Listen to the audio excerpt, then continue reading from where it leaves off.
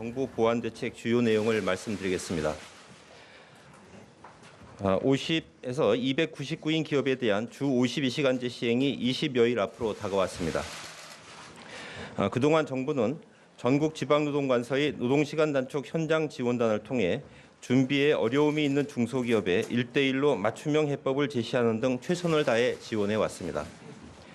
막막해하던 상당수의 기업들이 교대제 개편, 신규 채용, 업무 효율화 등 방안을 마련하고 인건비, 시설 투자비 등 각종 정부 지원 제도를 활용하여 새로운 일하는 방식과 문화를 만들어 나가고 있습니다.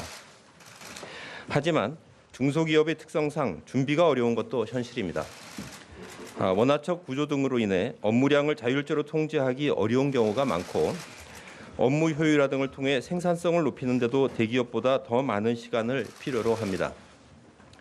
50에서 299인 중 아직 주 52시간제 준비를 완료하지 못한 기업이 40%가 넘고 이 중 약 40%는 연말까지도 준비가 어렵다고 합니다. 준비 못하는 기업의 절반은 인건비와 구인난으로 신규 채용에 애로를 호소하고 있습니다. 이러한 점을 감안하여 정부는 지난 2월 경사노위에서 노사정이 합의한 탄력근로제 개선안을 토대로 10개월간 입법을 위해 노력해 왔습니다. 그러나 정기국회가 어제자로 종료되면서 보완 입법 가능성이 더욱 불투명해진 상황입니다. 50에서 299인 기업에 대한 법 시행이 20일밖에 남지 않은 시점에서 현장 불확실성 해소와 주 52시간제의 조기 안착을 위해 정부가 행정적으로 취할 수 있는 잠정적 보완 조치를 마련하는 것이 불가피한 상황이 되었습니다. 그럼에도 불구하고 정부 보완 조치는 한계가 있는 만큼 주 52시간제의 안착을 위해서는 국회의 보완 입법이 반드시 필요합니다. 다시 한번 노사정이 합의한 탄력근로 법안 등 보완 입법을 조속히 통과시켜 주실 것을 간곡히 요청드립니다. 정부도 이를 위해 최선의 노력을 다하겠습니다.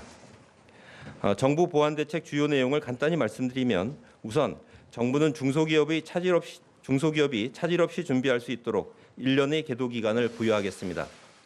시행규칙 개정을 통해 특별 연장 근로 인가 사유를 확대하되 노동자 건강권이 훼손되는 일이 없도록 지도하겠습니다. 그 밖에 관계부처 간 협조를 통해 업종별 특성을 고려한 세부 지원 대책도 마련하겠습니다. 계도 기간 내에 국회에서 보완 입법이 이루어진다면 보완 입법의 수준과 내용을 감안하여 정부가 추진 중인 대책들을 전면 재검토하겠습니다.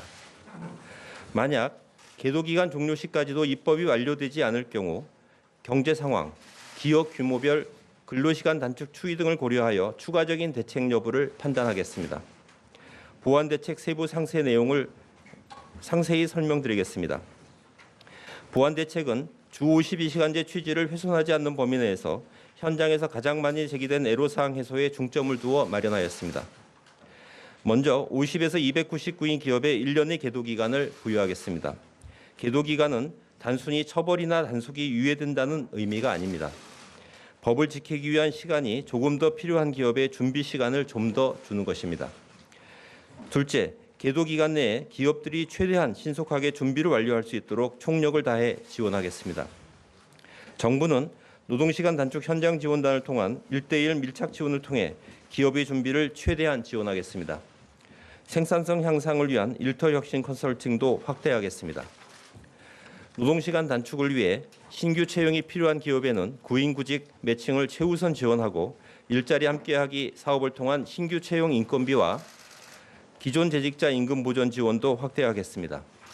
모범적으로 노동시간을 단축한 기업을 선정해 장려금을 지원하는 노동시간 단축 정착 지원 사업도 신설해 우수 사례를 적극 발굴하고 확산해 나가겠습니다. 다양한 지원에도 불구하고 내국인 구인이 어려운 기업에 대해서는 외국 인력 총량은 유지하되 기업별 배점을 조정하는 방식으로 외국 인력 지원을 한시 확대하는 방안도 검토하겠습니다.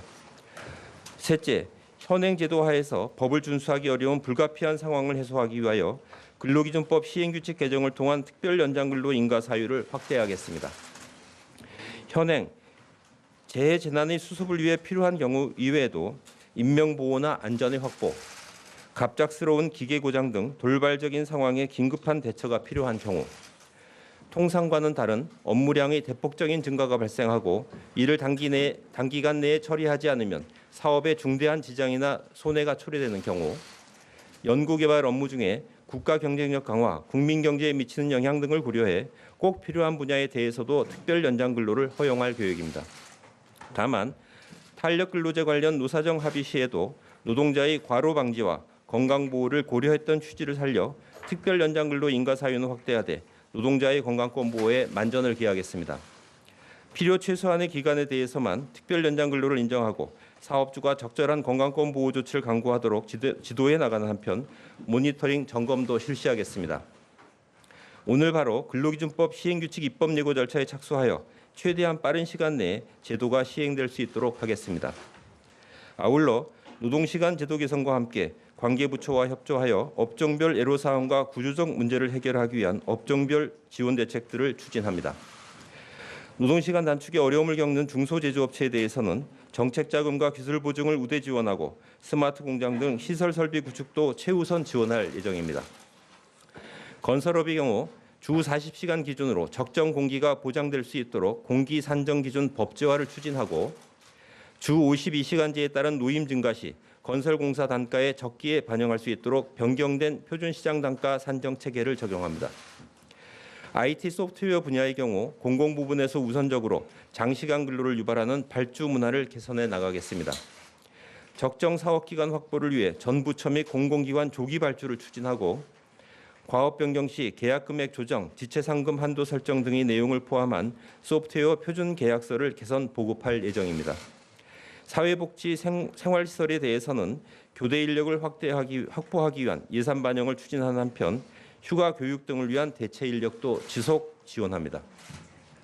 문화예술, 스포츠, 관광 등 분야별 노동시간 단축 가이드를 제공하고 노동시간 단축 관광 스포츠 기업 대상 융자도 신규 추진하는 한편 신설하는 영화 분야 강소 제작자 육성 펀드를 통해서도 제작 현장의 표준 계약서 확산에 힘쓰겠습니다. 작년 7월 300인 이상을 시작으로 주 52시간제가 시행된 지 1년 반이 지났습니다. 처음에는 우려의 목소리도 많았지만 300인 이상에서는 큰 무리 없이 주 52시간제가 정착되고 있습니다. 불필요한 회의 야근이 줄어들고 퇴근 후 가족과 함께하는 시간이 늘어나는 등 노동자들이 생활 패턴 변화도 나타나고 있습니다. 주 52시간제는 과로 국가에서 벗어나 일과 생활의 균형을 찾고 일하는 방식과 문화를 바꿔 생산성 높은 일터를 만들기 위해 반드시 완성해야 할 국가적 과제입니다.